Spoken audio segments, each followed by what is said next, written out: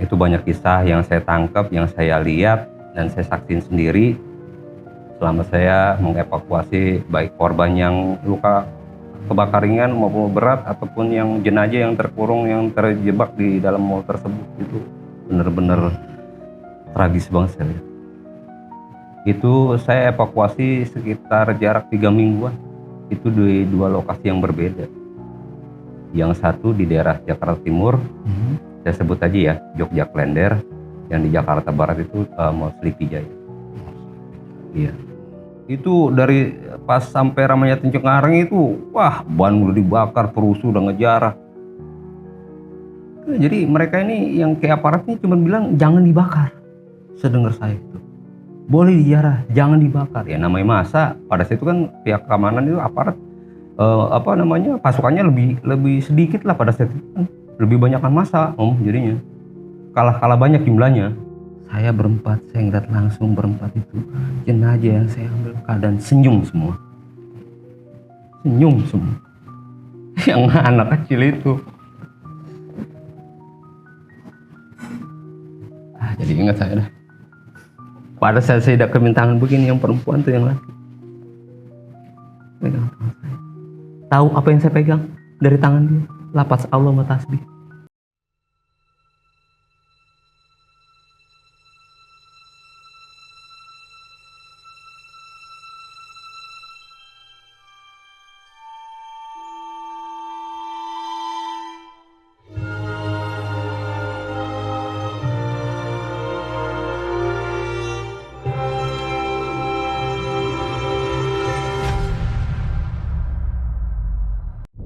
Assalamualaikum warahmatullahi wabarakatuh.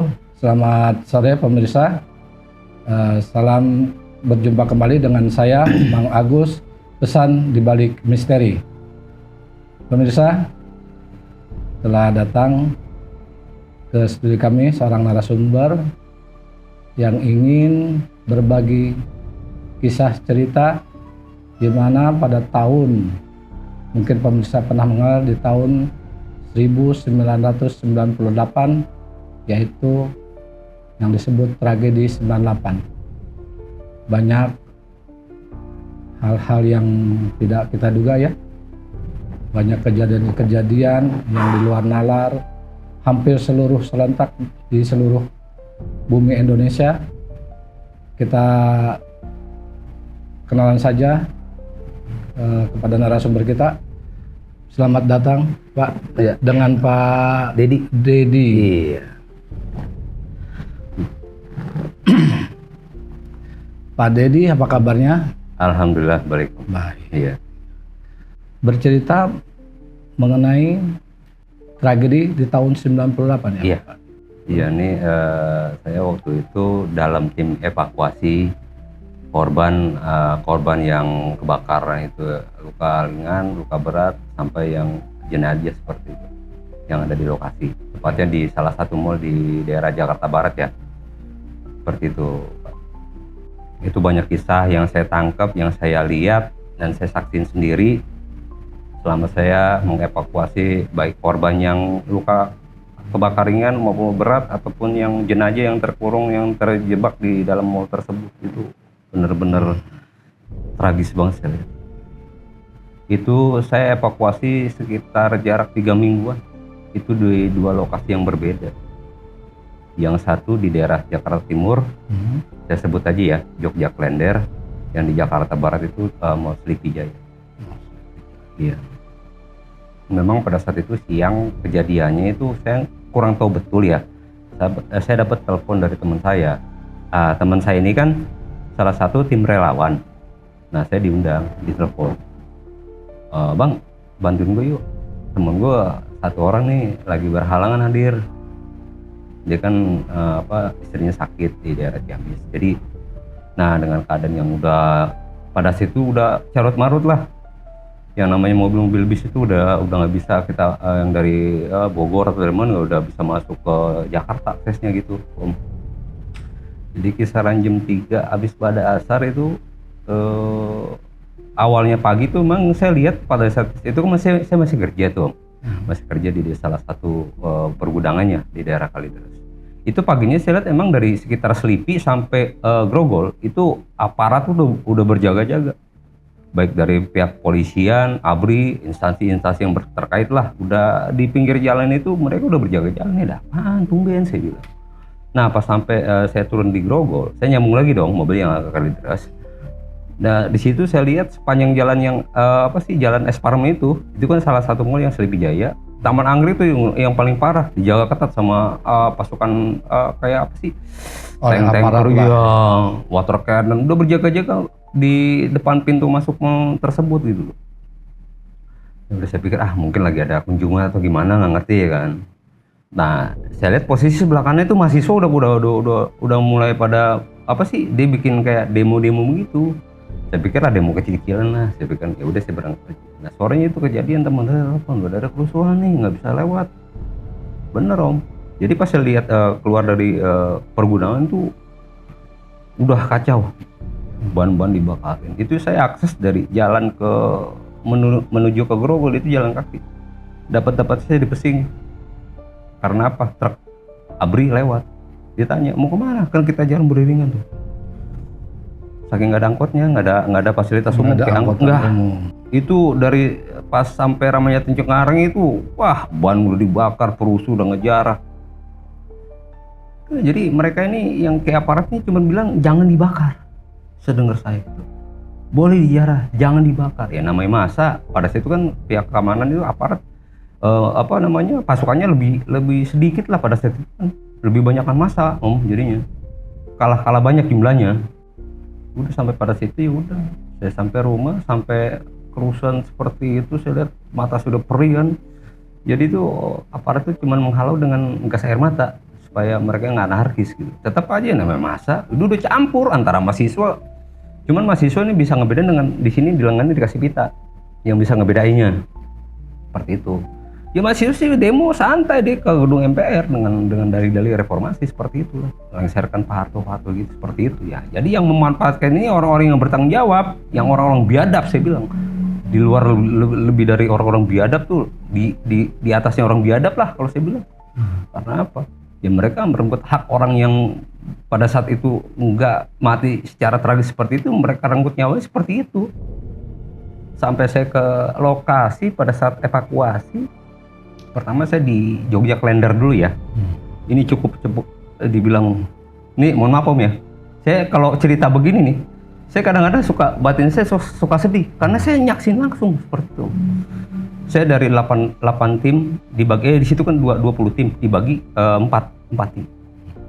Dari saya tuh satu mobil ambulan tuh jadi ada 20 mobil ambulan dari relawan yang lain-lain itu, ya kan. Saya dari itu Kembang Kenanga relawan ambulan. Teman saya berempat, saya masuk ke Jogja Klender, saya lihat depan itu udah nggak beraturan lagi dong. Udah kebakar, udah atap udah mau jatuh, itu masa masih tetap ngerangkak ke dalam, masih aja menjarah. Itu aparat udah nggak bisa, udah bukannya mereka mau, ya bisa sih aja mereka melakukan perlawanan kan, tapi dengan saya bilang kalah jumlah, ya udah mereka cuma membuat barikade sekitar di depan mallnya itu, ya udah cuma yang dibakar ya namanya lebih banyakkan masa kan, yang provokasi banyak. Saya lihat benar bom molotov dari botol dilemparin depan kepala mata saya sendiri. Pada saat saya ngambil masuk ke dalam itu masih aja orang menjarah-jarah. Saya awal di Mall Jogja Klender itu salah satu ada yang kejebak di parkiran motor P1 sebelah kiri, dekat pos kalau saya bilang mah itu security parking, pos penjaganya. Ada suara minta tolong, suara anak kecil. Emang pada saat saya turun ke bawah orang saya lihat ada sosok anak kecil lari-larian. Itu udah keadaan udah masih, saya lihat di parkir itu di plafon-plafonnya, di plumbingnya itu udah cipratan api gitu, kayak bekas korsleting listrik itu, kabel-kabel itu terjuntai dengan masih ada arus listrik gitu. Keadaan gelap gulita. Saya cuma pakai penerang yang ada di headlamp pada saat itu. Saya nggak pakai APD, nggak pakai apa-apa, sarung tangan nggak pakai. Orang saya udah terburu-buru pada situ kan. Padahal di atas sama tim aparat itu dari PMI udah disiapin. Karena dari teman saya, deh, nah kita pakai di lokasi aja. Ya sampai di lokasi. Yang namanya ya pada situ kan saya kira-kira 2 jam sebelumnya sudah belum masuk tuh. 2 jam terakhir saya masuk. Itu yang dari bawah udah ngambil, bilangnya wah bau segala macam. Tapi anehnya saya berempat nggak ada yang nyium angus, bau bangkai selama 3 minggu tuh pasca kerusuhan sama sesudah pasca kerusuhan. Itu yang namanya orang yang dibilang ngambil di situ, baik aparat segala macam bilangnya bau bangkai, bau darah, bau anyir, bau angus. Saya 4 orang di situ nggak pakai masker, saya nggak pakai APD, nggak segala macam, cuma sepatu safety saya pakai. Saya lihat sosok anak kecil 2 lari-larian ngarahin saya ke situ. Teman saya tuh berempat nggak ngeliat, cuma saya yang lihat. Itu kejadian jam 9 malam. Udah selesai ngambil 6 kantong jenazah, saya siapin di bawah. Itu saya terakhir mau gantian, mau istirahat. Saya tarik teman saya yang 2 orang ini. Gue ngeliat anak kecil, yang mana bang? Wah lu jangan bikin gue kacau dah. Nih kadang gelap gulita nih. Tuh air udah geneng di mana-mana tuh om. Udah becek dah, udah nggak apa. Karena pengamanan gedung mencegah itu air segala macam apa damkar lo masih damkar itu pada situ masih saya lihat dari atas masih ada air itu. Nggak bau ya bang? Tapi yang lain di atas pada teriak bau amis bu. Om, saya berempat itu nyium apa? Bau air mawar. Pasca kerusuhan, sesudah kerusuhan itu saya pengambilan jenazah baik di 2 lokasi yang berbeda. Itu sama sekali saya nggak nangkep yang namanya ada nyium bau amis segala macam yang diturunkan sama orang-orang yang bilang ada penampakan segala macam. Kalau penampakan iya ada, saya ngeliat jelas banget itu. Yang dikasih lihat cuma saya doang sama teman saya berdua, itu si Idris. Sekarang orang udah almarhum. Udah saya pas saya ikutin tuh sosok anak kecil itu ternyata bener di situ.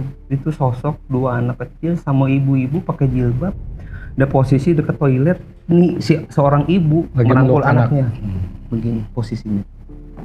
Ibunya itu posisi udah kebakar separuh. Di sini tulang punggungnya sampai kelihatan. Itu anak separuh kebakar, separuh kagak. Sambil megang, yang satu megang tasbih, jadi dua anak kecil nih. Sepasang laki perempuan. Nah si anak ini yang perempuan pakai hijab, dia megang tasbih. Nah yang si anak lakinya ini megang lafaz Allah. Senyum om.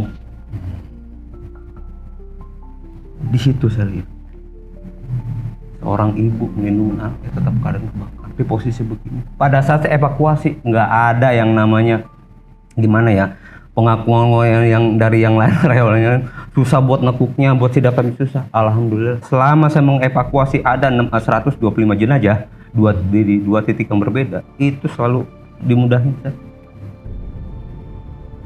Yang posisi nekuk mau seperaganya boleh begini, ada yang begini, ada yang begini, ada yang ngerapat begini, ada yang kakinya begini ngejun saya. Alhamdulillah nggak dibuat kesulitan saya bilang mohon maaf ya, saya bukan mau mempersulit, saya mau mempermudah. Tolong permudahin saya dalam mengevakuasi jenazahnya. Mudah-mudahan arwahnya diterima sama Allah Subhanahu wa taala. Tolong saya sempurnain. Alhamdulillah om, selama saya evakuasi itu anak-anak di kantong jenazah itu berat-berat. Saya kayak ngangkat kapas. Itu dalam satu kantong jenazah, emang karena keterbatasan kantong jenazah dengan udah apa namanya korban banyak banget di situ. Ya udah dalam satu kantong jenazah itu berisikan 4-5 orang. Tapi anaknya om itu selalu dimudahin om, selalu dikasih petunjuk terus selama itu saya. Oh di sana kayak saya yakin, insting saya main masih ada yang kurang nih. Ini masih ada lagi 2 jenazah. Ah yakin lu bang? Yakin. Yuk kita telisik. Itu yang setelah saya pengambilan jenazah si ibu sama 2 orang anak kecil ini, senyum om. Entah si ibunya itu senyum, cuman mukanya separuh hancur dah. Ini separuh masih ada, masih bebekas lah. Senyum, bertiga senyum. Pas saya ngomong di kupingnya, saya sempurnain ya. Mohon maaf. Wah, yang dibilang pada protek, wah, matain tulang, enggak. Alhamdulillah selama itu selama 125 jenazah korban tuh yang saya angkat di 2 lokasi yang titik yang berbeda. Yang paling parah itu yang di Sleepy Jaya yang saya bilang. Di Sleepy Jaya. Paling parah. Gini, Pak Dedi. Kan Sleepy Jaya itu mall ya? Mall.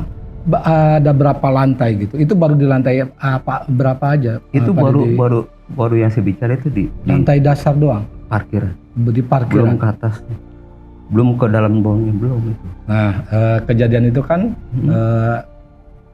mungkin setelah ada kerusuhan ya, dengan kejadiannya ada kebakaran itu. Iya. Itu jam berapa Pak Dedi? Dihubungi sama jam 3 sore. Tim. Jam 3 sore. Setelah saya sampai di rumah, pada situ kan saya pulang kerja tuh. Nah, sampai di rumah kan otomatis saya karena disuruh pulang cepat dari pihak security keamanan di komplek pergudangan itu, saya nggak boleh pulang seharusnya. Saya maksain diri kan. Udah sampai jam 3 rumah ditelepon sama teman saya, tolong nih teman gue ini udah kacau nih. Ini dari tim yang lain udah evakuasi jenazah. Itu berarti waktu evakuasi jenazah berarti nggak dari tim Bapak aja kan? Iya, 27 kalau nggak salah. Termasuk dari pemerintah, PMI ada? Ada semua. Dari yang pemerintah, dari yayasan. Dari aparatnya juga ada? Banyak. Karena yang terjun langsung yang kebanyakan yang dari tim kita yang yayasan ini yang paling berani. Bukan berani dalam artian berani kita so tahu, karena kita kan megang SOP juga Om. Oh. Ada SOP-nya. Kalau gini ya, kita bicara briefing. Udah di lapangan udah kita yang main Om. Okay. Kita nggak sempet lah pakai sarung tangan karet segala macam, ribet buat saya. Masker aja saya nggak pakai Om. 4 teman saya tuh nggak pakai. Orang saya, Om, buat keamanan. Pakai oksigen. Enggak, gue bilang. Wangi. Apa? Wangi. Dalam hati gue, lu nggak ikhlas. Lu nggak ikhlas. Sempat saya dengar, kalau nggak satu jalan 1 rit 2 juta, saya nggak mau jalan nih, berangkat lagi saya balik. Nangis saya di situ, nangis benar. Loh, kondisi seperti ini, kalau saudara lu atau siapa yang ada di situ, perasaan lu gimana? Ya juga ya bang, Bismillah. Rezeki Allah udah ngatur, Bismillah. Sampai di mall, evakuasi lagi, dapat HT Halong Timur saya tuh, bunyi. Dari Abri, Pak Darmuji, sekarang pensiun. Ingat saya tuh, orang Kodim 125 yang di Growol itu. Bangun di atas yuk, kita mapping ke upper ground pada saat itu. Iya, upper ground, masih ingat saya, menuju ke lantai 1. Saya lewat eskalator tuh udah nggak bisa difungsiin lagi Om. Udah nggak bisa sama sekali. Kita mapa ke atas sudah, sama bekas-bekas barang-barang material yang runtuh masih kita bisa pijak, udah sulit Om pada saat itu Om. Di dalam mallnya kita evakuasi jenazah benar-benar sulit, tapi Allah ngasih kemudahan buat kita orang di situ, dikasih jalan yang enak Om. Pada saat saya belum evakuasi, baru sempat mapping doang, itu kita dikasih sulit dulu memang. Nah, pada saat kita nemuin jenazah korban, kita turun ke bawah itu ada dikasih jalannya enak, kayak ada semacam sel tangga, bener tangga. Padahal pas saya turun setelah saya evakuasi aja nggak ada tangga. Yang saya lihat itu cuman bekas-bekas kayak apa sih, besi segala macam. Itu yang saya pijakin. Itu saya ngeliat anak-anak sampai 2 tim sel itu tangga. Nah pas saya lihat ke belakang, itu yang gue turunin dari tangga itu, teman saya, bang itu yang kita lewat tadi. Bismillah. Bener Om, bener wangi bener. Saya berempat, saya ngeliat langsung berempat itu jenazah yang saya ambil keadaan senyum semua. Yang anak kecil itu. Jadi ingat saya dah.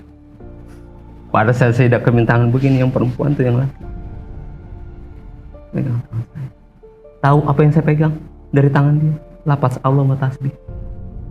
Masih ada nomor saya. Kelas ini, kelas etong.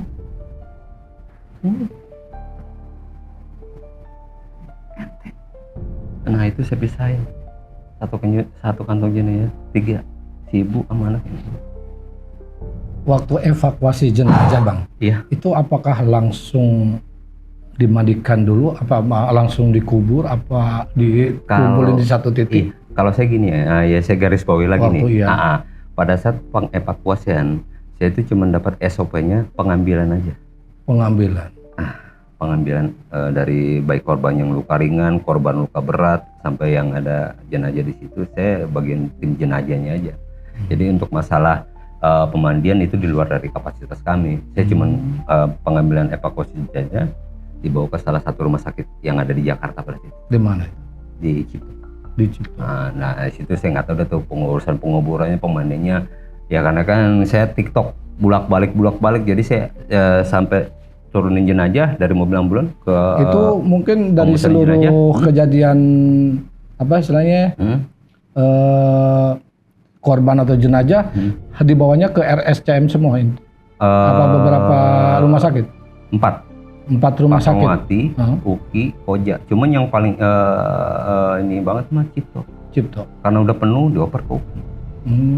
Begitulah sampai selama sebulan, 1 bulan penuh. Nanganin berapa tempat? 2 tempat. 2 tempat. Tadi di mana? Di Selipi? Jogja Klender. Jogja Klender sama Selipi. Iya. Kalau yang di Mall dan Mogot ya paling korban luka berat. Sama di Harko Mangga 2 itu satu toko 4 keluarga 4 orang, entah itu ada nenek-nenek di situ terjebak, mereka terpanggang 4-4-nya di dalam kios itu di bawah. Terakhir itu setelah saya udah ada evakuasi yang dari Srivijaya sama di Jogja Klender, dapat telepon lagi, yuk ke Harko yuk. Bapak berapa hari nanganin di mana? Di Klender itu?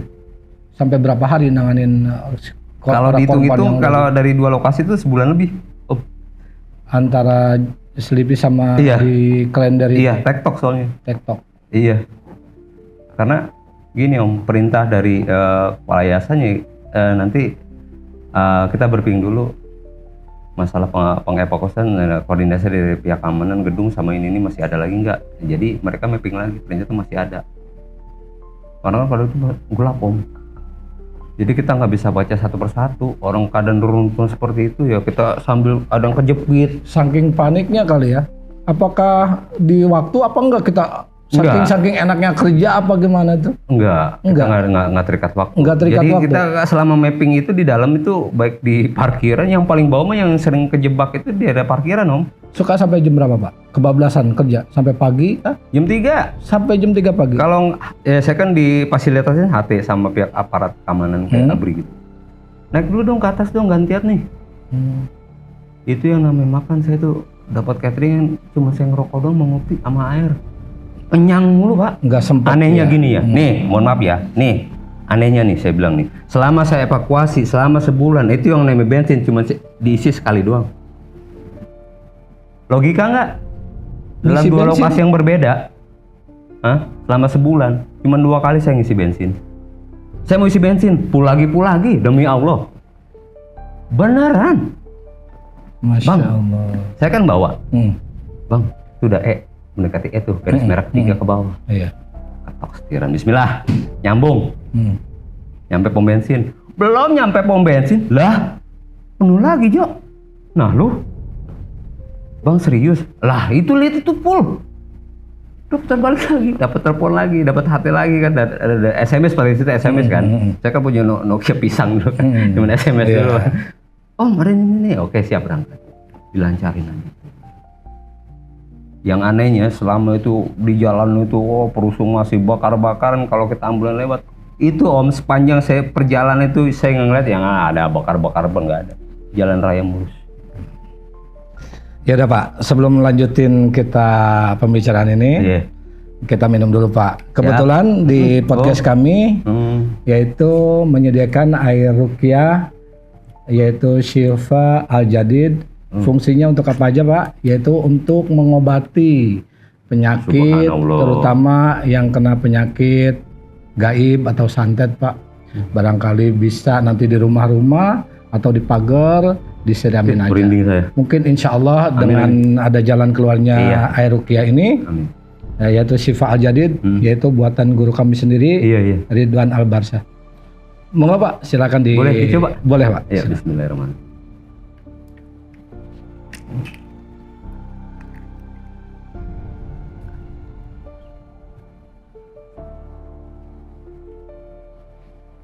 Ya inilah air ruqyah Syifa Al-Jadid, fungsinya banyak manfaatnya untuk penyakit apa aja, terutama dari gangguan-gangguan sihir atau santet atau kiriman orang. Iya Pak, tadi kan Bapak nih kerja sampai jam 3 pagi sampai nggak sempat makan, bahkan katanya saking ya kita saking enjoy. Sibuk, iya. Enjoy. Dan itu pun tidak merasakan. Ya. Sampai tadi ngisi bensin, secara saya aja nalar atau logika nggak masuk akal tuh. Nggak masuk akal. Tapi Bapak yang ngalamin sendiri ya? Iya. Selama 3 minggu berturut-turut itu saya nggak ada ngisi bensin, sampai kepala pul bilang. Duit 300.000 berasal gede kan. SPBU-nya nih Pak, barangkali ngisi bensin apa khusus? Apa memang Bapak nih dikasih uang untuk mengisi bensinnya apa?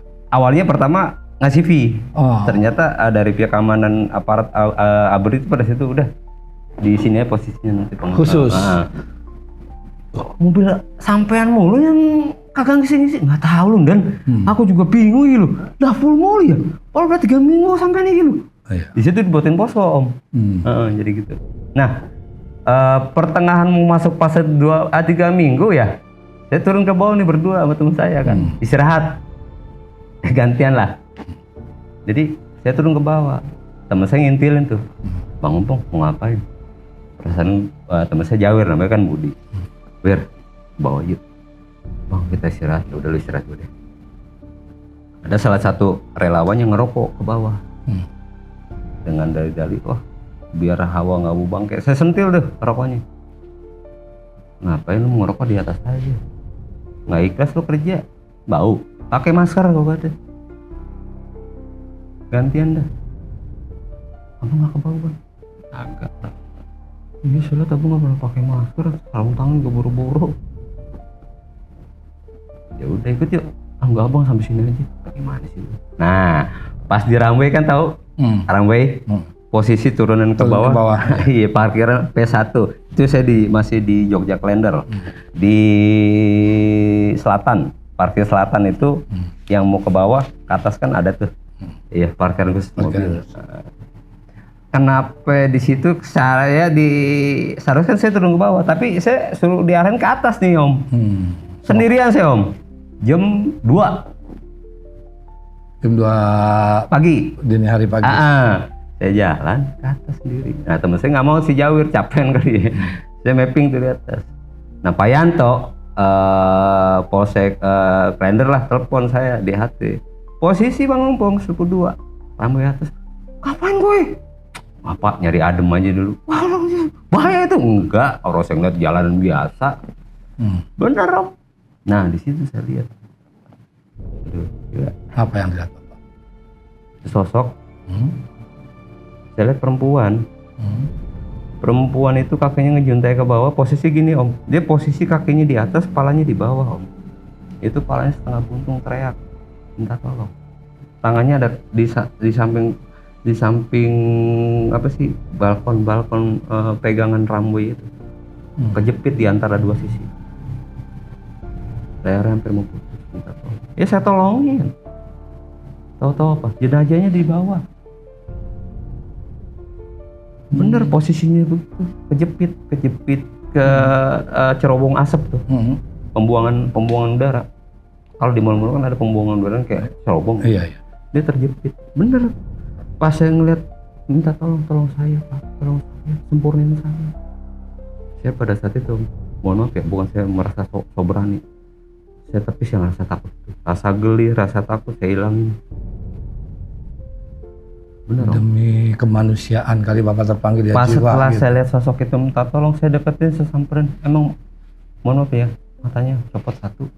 Bener ada di situ pas saya. Pak lihat ke bawah, itu tubuh saya di bawah. Astagfirullahaladzim, bener. Nggak lama itu hilang. 4 saya ngelihat sosok seperti itu. Yang pertama tuh sosok anak kecil kan, yang 2 larian. Itu yang paling parah ya, di balkon atas yang muka rooftop itu paling parah. Itu mungkin dua engineering yang kejebak apa gimana ya. Di posisi nempel di pintu lift posisinya. Itu sosok minta tolong, teriak, ininya Allah, robek Si pipi ini gitu, robek? enggak, rahangnya. Rahang? Jadi antara mulut yang ini ke sini, yang ini kemari. Ternyata apa Pak? Di dalam lift dia kesabet seling buat lift itu di atas. Jadi masih nyangkut dia posisi. Dia mungkin pada saat lagi kerusuhan dia nggak ketahuan karena posisi di dalam kan. Dia nggak dengar, namanya mungkin hampa kan, nggak kedap suara. Iya. Dia nggak tahu kalau ada suara, ternyata di atas sudah dibakar. Jadi boro-boro sempat nyelamatin mungkin dirinya kali ya, berdua. Ya, bisa lihat nempel sosok dua orang, seragam kayak teknisi gitu sih, biru-biru. Bener, saya buka saya ajak teman saya berdua karena kan saya nggak kuat buka itu lift kan udah hancur tuh, posisi lift yang satu hancur, yang satu masih utuh nih. Yang saya dua sosok saya lihat dibuka teman saya, bener itu badannya kesabet seling, yang satu mojok begini posisinya kebelah, yang satu lagi posisi nempel di tembok plafon dalam lift, seling masuk dari sini kemarin nembus. Itu yang paling sulit saya evakuasi. Minjem tangga kalau di istilah di damkar itu tangga monyet, tangga serolok. Berdua aja itu Bapak? Berempat ya. Karena apa? Kondisi jalan pada situ lokasi emang susah. Nah, dari tim damkar, tim SAR, tim damkar 1, tim SAR 1 sama saya berdua sama teman saya. Karena kan saya pas saat itu nggak bisa nggak buka tangganya, nggak bisa kan, karena nggak tahu posisinya itu ngebukanya caranya gimana ya. Jadi dari tim damkar yang bukain. Jadi tim damkar yang turun, saya evakuasi dari atas pakai tambang. Aduh ya Allah, saya kaget ngeliat dia. Tubuh saya di dalam, tolong selamatin sempurna. Setelah kejadian itu saya ngeliat sosok itu hilang kan. Benar.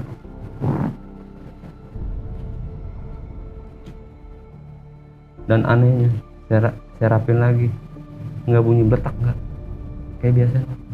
Di situ tim damkar, Allahu Akbar, Subhanallah, bangun Pung, ikhlas ya, ikhlas, nggak bau ya. Tadi bapak yang teriak di atas, bau. Ya, itu udah berapa hari Pak kejadian itu tuh? Bapak naik ke atas. Sebulan? Lewat 2 hari. 2 hari itu jenazahnya belum separuh udah ada tulang sedikit, separuh udah bengkak Pak. Tapi bener nggak Pak? Masya Allah. Yang saya cium air mawar. Nyium apa Pak? Nyium apa dan? Air mawar yo. Paling sebulan lebih yo. Sama apa sih ketua Koramil itu Pak Tarmuji kalau nggak salah. Pas saya ke atas dibuka, wangi yo, hampir semua rata-rata. Jadi mohon maaf yang bilang dalam evakuasi pengangkatan jenazah itu nyium bau kebakar segala macem, hidung lo yang beda kali. Seperti itu.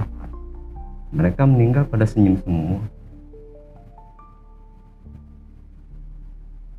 Dan yang paling parah lagi itu di lantai 2 itu mungkin SPG kosmetik apa ya?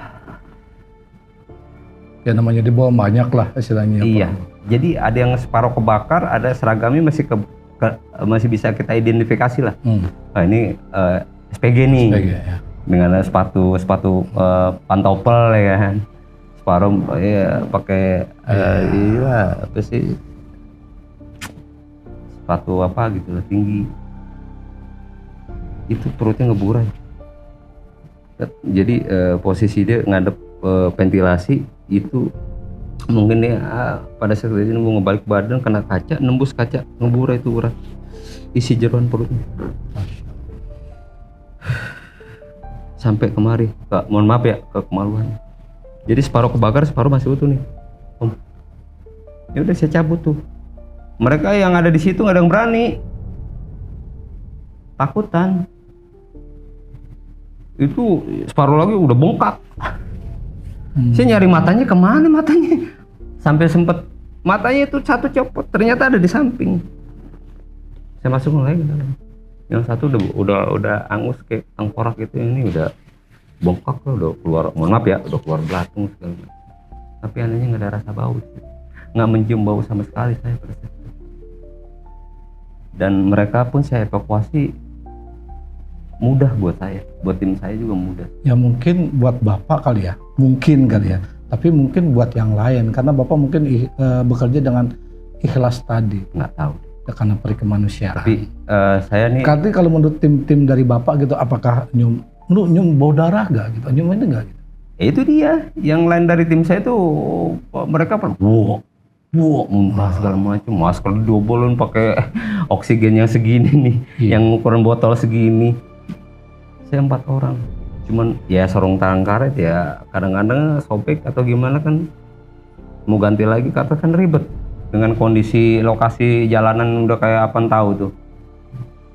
Ya udah, saya tangan kosong, dalam artian nggak pakai alat safety segala macam. Masker pun saya nggak pakai, cuman sepatu safety memang saya pakai. Iya, kalau mau kita celaka dari awal aja, Pak. Orang kita juga kan gini aja lah, kita pakai logikanya aja. Masuk ke dalam tuh udah kedap udara tuh yang radiusnya udah benar-benar di batas maksimum. Iya kan, kalau waktu itu zaman oksigen apa pembuangan kayak pipa-pipa gas itu kan di parkiran kan udah cerobong udah yang racun keluar itu kan pasti kita udah bakal mati lah kasarnya. Tapi alhamdulillah sebulan lebih 2 lokasi yang berbeda tuh nyaman aja kita kerja. Seperti itu. Dalam evakuasi jenazah juga nggak ada yang bilang berat segala macam, nggak ada yang berat, semua kayak kapas. Nih gue saksi hidupnya masih Jawir noh. Bener. Nah setelah pasca pengambilan jenazah udah mau masuk 2 bulan dinyatakan 2 mall 3 mall itu di Harko udah dibilang fix, udah steril. Jarak seminggu mobil ambulans saya gerak mulu, nggak saya teman saya nggak. Pada saya di luar di evakuasi itu pengambilan jenazah, membawa jenazah, pulangnya selalu ngedapetin ya makhluk astral seperti itu lah di dalam keranda saya diri begini pernah. Jadi kejadiannya setelah saya pengambilan jenazah yang ada di Bukit Duri pada saat itu, dibawa ke rumahnya dia, itu SPG perempuan. Dikenalin lah sama keluarganya, ini anak saya, Pak tolong evakuasi langsung ke rumah duka. Ya udah, indilin sampai rumah. Sosoknya perempuan, cakep, putih, bersih, namanya Widya. Terima kasih ya Om, udah sembuhin saya. Seminggu lagi saya mau nikah. Bayangin coba, itu lakinya ada di situ, nangis, melukin udah. Saya nggak ngeliat tuh lah. Mana ya? Gimana sih Om kalau orang mau nikah lihat calon istrinya kebakar begitu, dipeluk sama dicium tuh calon suami, sampai meluk saya. Om makasih ya udah nemuin calon istri saya, ini istri saya. Udah ada cincin segala macam, besoknya mau nikahan itu. Wah orang tuanya histeris nangis. Untuk keluarga bilang makasih ya Pak, makasih ya udah nemuin anak saya, udah nemuin keponakan saya. Di posisinya Om, tahu nggak? Telungkup begini. Di kakinya dia di belakang ada di sini. Patah ekor. Jadi tulang ekornya kelihatan nongol begini. Jadi bisa berbalik. Kegencet pilar. Mungkin dia keruntuhan bekas pilar lantai itu kali ya. Dia posisi di lantai 2. Dia mungkin keluar, mungkin posisinya tangannya udah begini, posisinya udah keluar begini. Nah kakinya saya lihat, kakinya nggak tahu lagi gimana Wir, diangkat tuh pilar. Allah Robi, bang kakinya ada di pundaknya, mana? Astagfirullahaladzim. Satu balik ya? Dia pakai span segini, spannya robek dari sini kemarin. Itu tulang paha, tulang ini paha apa? Nongol. Bukan darah lagi, udah putih. Saya bisikin, bang, lu nggak geli, bang? Jangan bawel lu. Saya bisikin, serem mohon maaf ya, saya sempurnain badannya biar lurus lagi. Dibalikin, senyum. Saya bawa keluarganya gini-gini, kan di bawah tuh banyak masa itu yang bilang mengatasnamakan keluarganya. Saya nggak bisa perhatiin satu persatu lah Om pada saat itu kan. Pokoknya saya fokus dari bawah lokasi ke atas, ke depan, ke samping. Perintah dari korlap saya, taruh di samping dulu, kumpulin di situ. Yang lain mah Allahu Robbi. Ini manusia bukan binatang. Binatang yang masih dihormatin loh. Enak banget. Blak, si goblok. Marah saya tuh. Maaf bang, buru-buru. Seburu-burunya lu evakuasi, nggak begini caranya bos. Kalau lu begini gimana? Keluarga lu ya begini. Lu marah nggak? Aku tuh. Jangan marah bos, bukannya marah. Nggak boleh. Saya buka kantong jenazah, Allah. Lu nggak teguk lagi, darurat. Astagfirullahaladzim, udah urusan udah. Setiap saya evakuasi, saya sempurna. Main tuh isi perutnya keluar kayak saya masukin lagi. Kayak yang ini kan gimana sih Om? Yang matanya mentah. Yang kasihan bapak-bapak. Nah, tadi kan Bapak bercerita ya, setelah kejadian itu banyak juga kejadian-kejadian aneh di mobil ambulan nih. Apa kejadiannya? Itu dia sosok perempuan sama bapak-bapak. Sama yang anak 2 sama ibu-ibu. Enggak di mobil ambulannya? Iya. Di dalam keranda. Di dalamnya. Yang paling freaknya itu yang perempuan itu sampai ngintilin seminggu. Merinding saya. Di mobil ambulan? Itu teman-teman Bapak pada takut? Si Jawir sih selama piket kita nggak mau di depan pos, mau di luarnya tidur ya. Tahu kan tikar mayat, tikar pandan? Iya. Terbang sendiri di atas keranda. Jam 1. Saya habis nyuci mobil ceritanya. Beres-beres ya kan. Besok akan dipakai sama teman saya si Prawitno, mau ke daerah luar kota lah. Saya bersihin dong. Keranda saya turunin, saya bersihin, nggak saya bor, saya lap-lap doang begitu, udah. Saya ngopi dong. Jadi posisi gini Om, ritual saya nih kalau habis nyuci mobil nih Om di ambulan. Saya nongkrong di komstir, saya setel radio, bikin kopi. Mohon maaf ya, ini kaki saya dulu di atas dashboard tuh, sambil begini. Di dalam mobil kan ada kaca spion di dalam tuh, ya kan? Iya. Saya posisi begini sambil ngerokok. Ya udah kayak orang bener aja, lagu dangdut. Terus siapa saya bilang? Kiri kanan saya nggak ada orang, sepi. Kok ada wadon, ada perempuan saya bilang kan? Saya kucuk-kucuk menurut saya ambil kopi tuh, saya bangun kan, posisi duduk lagi Bu. Saya belum berani ngeliat ke kaca spion dalam tuh. Saya ngopi, saya lihat lagi.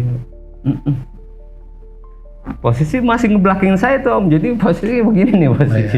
Dia kesana, saya kemarin saya ngeliat dia dong. Posisi dia ngebelakangin saya, rambut segitu nih. Ini bukannya salah lihat tapi gue gimana? Apa halusinasi saya aja kan? Ini apa yang gue bawa kemarin 2 minggu yang lalu ya, perempuan yang orang sini ya? Salah kali ya. Udah saya taruh lagi tuh kopi dari samping. Jalan tuh. Saya pikir mah yang tukang warung depan, emang saya kan belum bayar mbak-mbaknya. Ini ngapain nih Mbak Sri?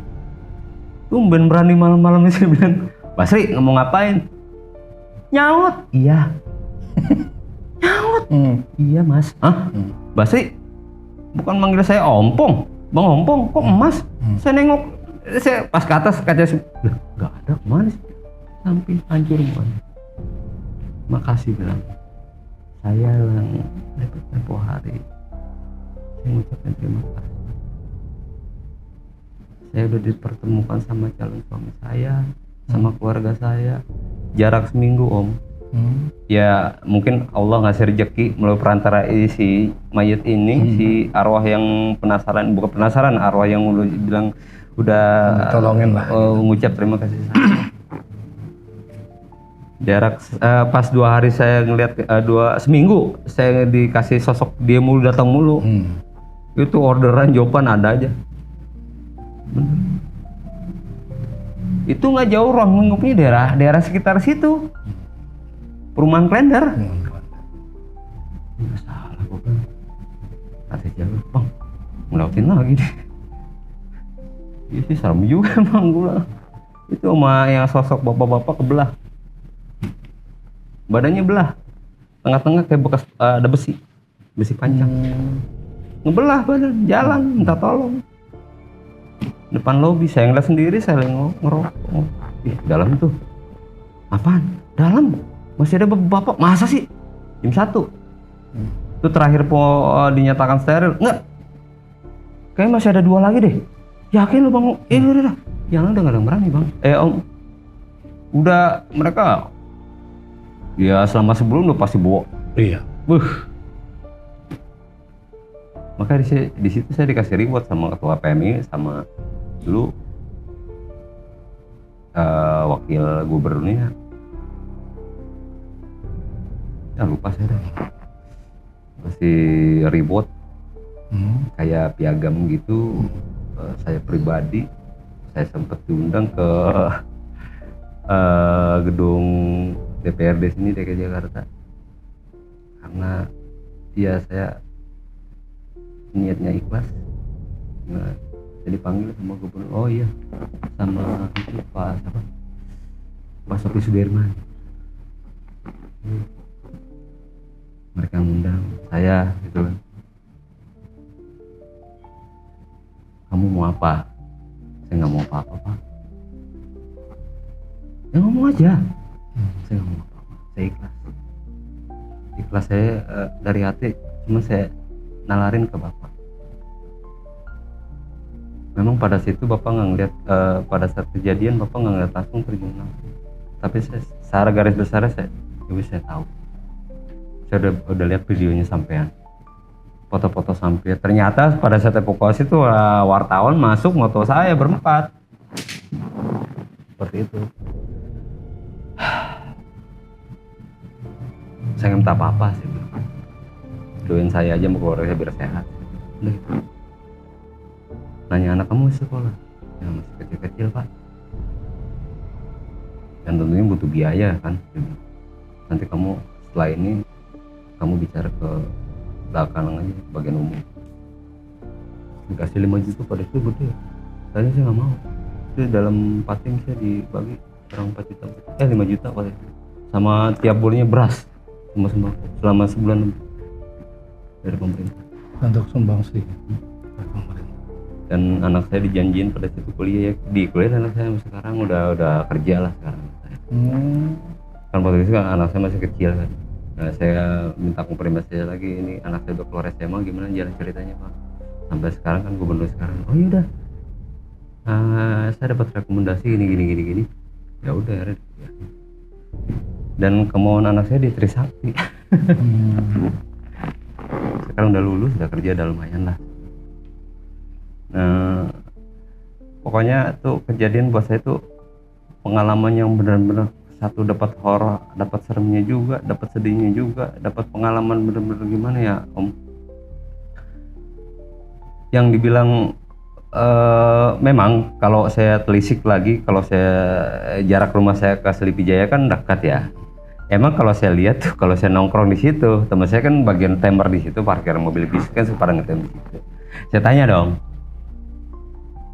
Mon, namanya Simon, namanya Waluyo, Mon, apa Pak? Lu banyak orang-orang bilang di sini Selipijaya setelah nih kerusuhan, sekarang udah rapal ya kan? Ada sih ada ya, cuman mah gue nggak mau teriak-teriak. Kalau orang-orang ada sih ada memang jelmaan kayak SPG keluar minta tolong, sampai yang saksi mata di situ juga karyawan-karyawan di dalam ada yang kesurupan. Nah, emang bener masih ada, cuman di close lah. Ya udah tahu aja, cuman jangan terlalu digede-gedein lah. Iyalah, itu kan jin yang menyerupai yang orang udah meninggal kayak gitu mah bisa aja kan. Cuman kan setahu gue, ya lu kan tahu sendiri kan Mon. Iya.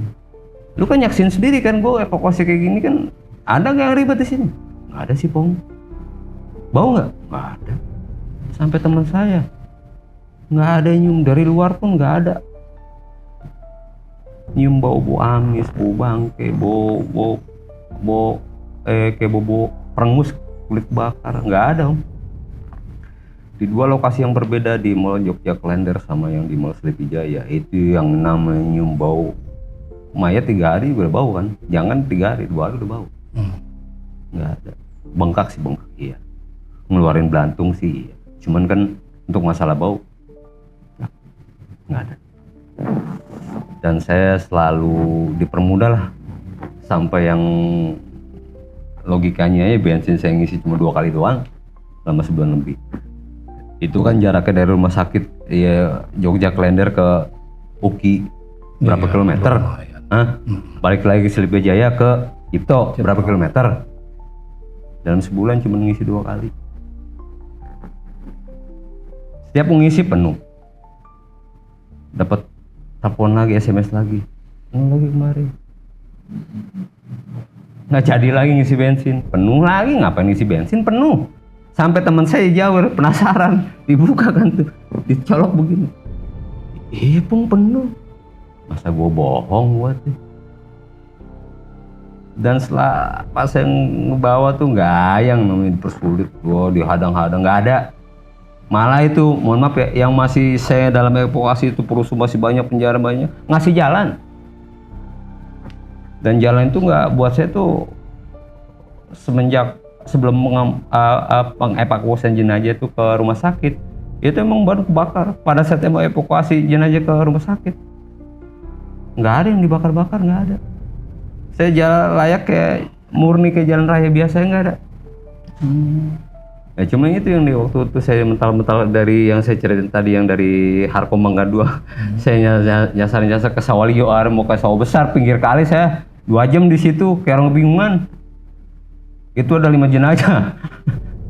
Itu di arena sama Pak sini aja. Bener. Tembus-tembus harmoni. Nggak tahu kenapa Bang lu capek kali. Yang si Jawir teman saya nggak bisa bawa mobil om pada saat itu, cuman kasarnya teman saya doang. Itu saya berdua dikasih sosok mulu, cuman gua ngeliat diem. Kalau udah ngeliat udah diem, nggak usah teriak-teriak, jangan berisik. Gua katanya itu mah bukannya meninggal, itu sosok yang nyerupain. Lo takut takut udah lah ke atas sana. Yaudah gua berani. Masih lu takut tuh. Yang saya buat serem sih itu emang agak begini juga nih, sempat kaget juga om. Allah Robi itu yang sosok bapak-bapak yang kebelah badannya, jalan cuman begini, tangan begini, minta tolong begitu, nyangkut di eskalator, tembus begini tuh. Ya kita mau narik kagak tega. Dari bawah saya songkok, Allah, sampai bunyi kertak tulangnya kali ya. Tak. Nisah. Bener nisah. Ya udah, di situ ada tali rapi ya, saya ikat biar nyatu lagi badannya. Saya masukin ke jenazah. Yang sulit, yang sukar buat evakuasi itu dong, jenazah satu bapak-bapak. Kayak sih keamanan deh kayaknya deh. Keamanan deh. Masih pakai baju safari begitu, entah itu komandannya atau gimana. Belah om, pas tengah-tengah kebelah. Ini besi masuk ke dalam, rot, blok. Saya selalu ngeliat sosok di Rambai. Itu siapa bang? Yang mana bang? Saya lagi ngerokok begini posisi, lagi duduk di pas mau ke Rambai atas, dia posisi dari atas tuh, turun mau ke bawah minta tolong. Biar no, minta tolong lagi nih, baru gua kelar baru istirahat. Kata Jawar gini, bang itu sebelah itu, panggil dia aja. Katanya udah kojor dia, udah muntah mulu. Udah kita berdua.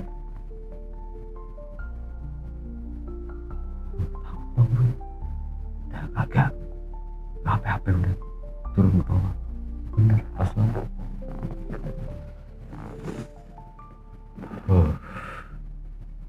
Sempat teriak juga saya tuh di situ. Allahu Rabb. Allahu Akbar, saya bilang, kok begini amat sih bang meninggalnya, gua kata belah badannya. Itu yang paling sulit, yang susah buat saya tuh evakuasi itu. Jadi posisinya tuh nggak gelantung. Mungkin dia mau terjun apa gimana ya, nggak tahu, ada besi nganga begitu begini pas saya angkat ya dia misah kebelek. Allah Robi, gua kata, Wir lu jatuh lu, badan lu megang begini. Teman saya juga mau jatuh, jadi saya megang yang badan sebelah kanan, teman saya sebelah kiri. Saya pas mau cabut saya pikirin udah kali ya, saya pikir cuma ketuncip doang dari atas batas bunyi nembus sampai ke mana ke duburnya. Ternyata belah om. Nah teman saya yang sebelah kiri nyanggah begini, nah saya posisi ngamenin tangga monyet itu. Nah yang tim damkar itu ada posisi di sebelah kanan, dia pakai karabiner kan, pakai safety belt kan. Saya enggak, jadi tangga saya cuma ngapit doang. Ya kasihan teman saya doang posisi sebelah kiri. Emang dia pakai safety. Begini, wow Robi. Udah tim damkar turun ke bawah, jatuh ke bawah. Teman saya berdua tuh sama sebelah jenazah. Nah yang satu lagi yang posisi saya sebelah kanan, saya pegang begini. Itu belatung udah keluar semua dari dalam jeruannya udah keluar. Barangkali Bapak masih ingat kejadian di tahun 98 itu evakuasi jenazah sampai berapa bulan? Kalau diurut-urut, kalau selama saya di 3 lokasi yang berbeda itu hampir sebulan lebih. 1 bulan. Saya dalam 1 bulan ini, dalam 2 lokasi yang berbeda ini, saya mengangkut evakuasi jenazah yang benar-benar mati di tempat itu ada 172 kantong jenazah. Itu Bapak doang? Iya. Belum yang lain. Itu saya dapat informasi yang di Jogja Klender itu sekitar 482 korban jenazah. Saya yang di Klender cuman 87. Itu hanya baru 2 titik Pak ya? Belum di tempat-tempat? Enggak, itu 1 titik di Jogja Klender saya 87 kantong jenazah. Yang paling banyak di Silpi Jaya 172. Itu anak kecil, orang tua, mama. Saya pikir mah pengunjung itu yang kejebak sama karyawan-karyawan itu. Yang lebih parahnya lagi tuh security parking kejebak di posnya kali ya, dibakar itu ada bekas pecahan botol bom molotov kali ya, dilemparin, dia nggak sempet selamatin diri, kejebak, pintu dikunci kali dari dalam, dia posisi begini, perempuan. Itu dinyatakan udah steril kata pihak keamanan kan, dari pihak ABRI, polisi udah steril. Itu saya diarahin ke situ lagi, Bang kenapa balik badan? Ada yang belum beres. Masih ingat nggak tuh Pak, tanggal berapa Pak kira-kira? 23 Mei 23 sampai pertengahan April. Mau tahun April kalau nggak salah tanggal 16 itu dinyatakan steril, padahal belum. Mau 2 bulan jaraknya baru dinyatakan steril.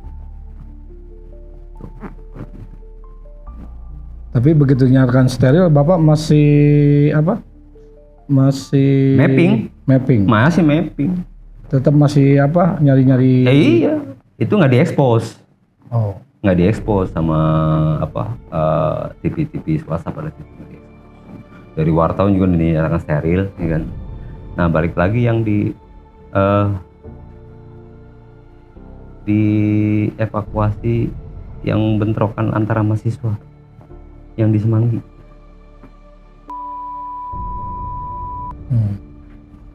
Parah lagi tuh. Ini kalau saya ceritain nggak ada habisnya ini, masih manjang. Itu yang di balai yang dibilang di Balai Sarbini itu bohong, yang masalahnya ada berapa aparat yang mati nggak jelas itu.